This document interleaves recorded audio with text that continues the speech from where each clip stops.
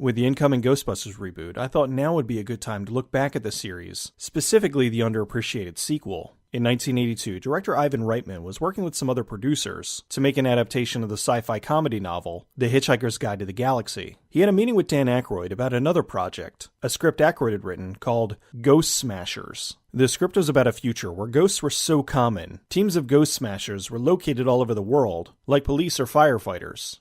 Reitman loved the idea and decided to move forward with that instead of The Hitchhiker's Guide to the Galaxy movie. The script as it was originally written was far too expensive to make, so Reitman brought in Harold Ramis to do a rewrite. They changed the name to Ghostbusters, and on June 8, 1984, the film was released. It was a monumental hit, pulling in nearly $300 million worldwide, making it the second highest-grossing film of 1984. With that kind of success, the studio immediately wanted a sequel. Because of the overwhelming success of the original, and the pressures that would come with trying to follow it up, Reitman decided to pass on the sequel so he could work on Legal Eagles and Twins. During that time, the Ghostbusters' popularity grew. Rather than sit on the property, the studio joined with animation company Deke Enterprises to create The Real Ghostbusters. They had to call it The Real Ghostbusters because of a pre-existing copyright. In 1975, Filmation produced a live-action comedy series called The Ghostbusters. Filmation sued Columbia over the movie in 1985, and they settled out of court.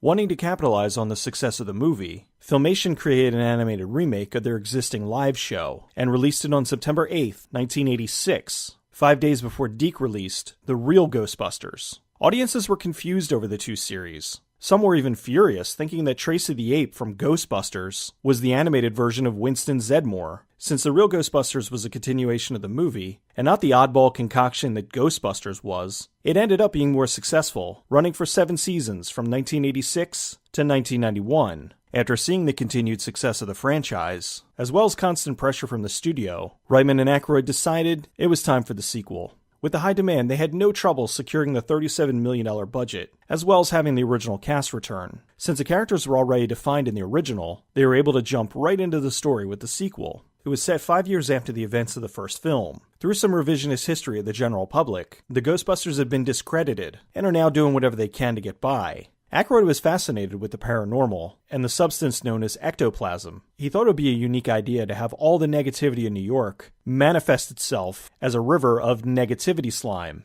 Ramis and Aykroyd wrote the script, but much of the dialogue was ad-libbed during the production. The movie was shot in late 1988 and early 1989. The exteriors were shot mostly in New York, while the interiors were on sets in California. Ghostbusters headquarters was the Hook and Ladder Company, number 8, in New York. Since the visuals played such a heavy part in the series, Dennis Muren from Industrial Light and Magic was brought in early to work with Reitman to create the look of the ghosts. While the original Ghostbusters was only rated PG, this was 1984 PG, which was pre-PG-13. The movie had some adult themes and some genuinely grotesque ghost designs. For the sequel, they had to do things differently. Since The Real Ghostbusters was such a hit, the studio knew that more kids would be going to see the sequel, so they made the ghost designs silly and over-exaggerated, instead of scary. Although the exception was the villain Vigo, whose look was downright creepy. To counter this, they had Peter MacNicol play Dr. Poha, his servant on Earth. The character was goofy, and even though he did some menacing things, he did them in a humorous way, which made him come across as less of a threat.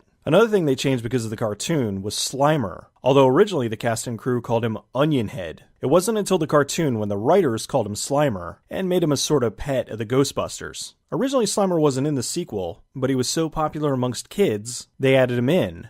The character of Janine was also changed to match her appearance in the cartoon. The villainous Vigo's last name was a combination of things. Wilhelm von Humberg, who played Vigo, and the twins who played Oscar, William and Henry Dushendorf, combined to become Vigo von Humberg Dushendorf. Max von Sydow provided Vigo's voice. The kid in the beginning, who calls the Ghostbusters full of crap, is Jason Reitman, the son of the director. He grew up to become a fairly well-known director in his own right, with movies like Thank You for Smoking, Up in the Air, and Juno. Reitman's daughter Catherine plays the girl in Egon's lab. She became an actress, probably best known as Maureen Ponderosa on It's Always Sunny in Philadelphia. In an early trailer, we see a woman being pulled out of a courtroom by an invisible being. This is because the footage was so early, the ghost effect hadn't been added yet. The slime in the movie was a mix of vegetable brand Methacel, mixed with various food coloring. They had a variety of consistencies depending on what it had to do for a particular scene. For the slime river, they used the concoction but added something called diamond dust. which is the glitter-like material added to metallic paint. Underneath the river, they had pumps and manifolds to give it that living appearance. The mink coat coming to life was originally intended for the first movie, but was cut. The joystick used to control the Statue of Liberty was a modified NES Advantage. While it's common now, the term Proton Pack, the name of the Ghostbusters backpack, was never spoken until partway into Ghostbusters 2.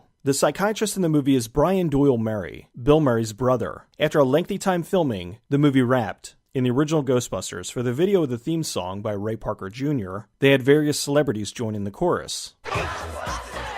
The theme of Ghostbusters 2, On Our Own by Bobby Brown, did a similar thing. They had various celebrities of the time staring off in the distance, presumably either watching the music video or looking at whatever the Ghostbusters are doing. While the song didn't prove as big a hit as the original theme, at least Brown didn't get sued for ripping off Huey Lewis. The studio wanted to squeeze as much money as they could out of the film, so they had tons of merchandising. The movie was released on June 16, 1989. And even though it opened at number 1 at the box office, it quickly dropped off and only made $215 million worldwide. Critics weren't happy with the film and called it an unfunny retread of the original. Most were disappointed that they didn't try anything new. Reitman and Aykroyd lamented that they waited just a little too long to do the sequel. In the years after its release, the film has grown a following, and while it's not as revered as the original, it has a loyal fan base. In the late 90s, during the extreme sports explosion, Columbia decided to make a next-generation Ghostbusters. They considered making a movie where the original Ghostbusters passed the torch off to this younger generation,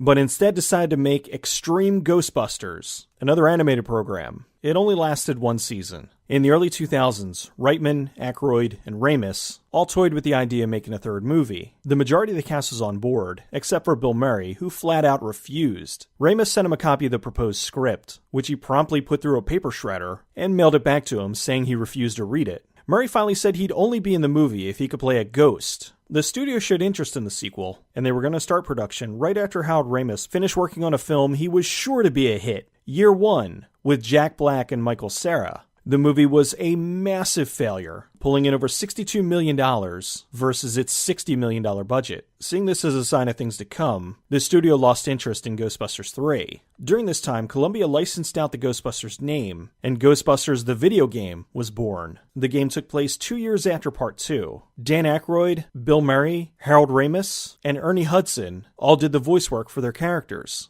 With Aykroyd and Ramis helping with the script doctoring, the game felt like a proper sequel to the second movie, and surprised almost everyone. With the untimely passing of Harold Ramis in 2014, the game will be the last thing the original Ghostbusters team did together. Ghostbusters 2 was a movie that was unfairly dismissed when it first came out. It had the insane task of trying to replicate the success of the original, and while I agree it's not as good, that doesn't automatically mean bad. The movie does share some of the same beats as the original, but by expanding the characters and adding to the already unique formula, they created a good sequel to a great movie. As for all the critics who complained about the lack of creativity and humor, they must have been doused with negativity slime.